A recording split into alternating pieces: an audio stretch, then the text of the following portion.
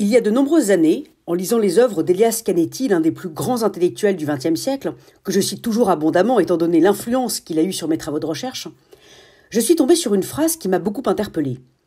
Je crois que depuis que je l'ai lue, il n'y a pas eu un seul jour qui ne se soit passé sans que j'y repense, avec à chaque fois le même étonnement et le même malaise.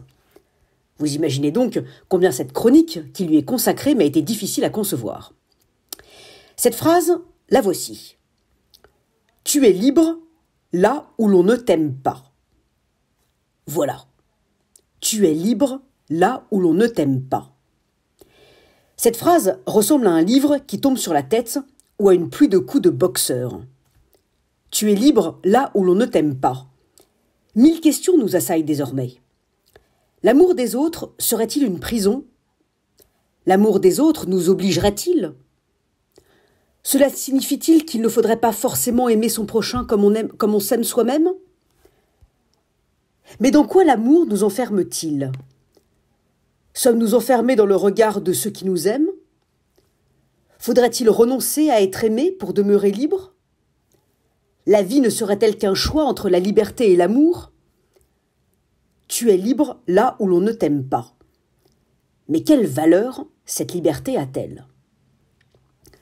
Je tiens à vous prévenir immédiatement et peut-être à vous rassurer, je ne répondrai à aucune de ces questions dans ma chronique. Mais je préfère vous en livrer quelques autres.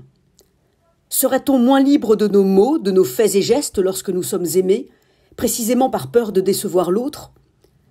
Cela veut-il dire que ceux qui nous aiment nous cristallisent dans une image idéalisée de nous-mêmes qui tente à nous enfermer et à nous empêcher de nous métamorphoser?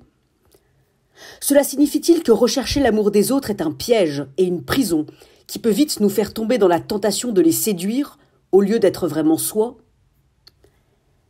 D'un point de vue politique, cela aurait-il pour conséquence que la liberté du décideur politique résiderait dans sa faculté à ne pas rechercher l'amour des autres?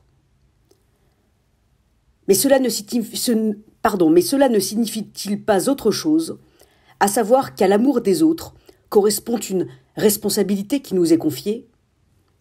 Tu es libre là où l'on ne t'aime pas. Et vous, comment comprenez-vous cette phrase ?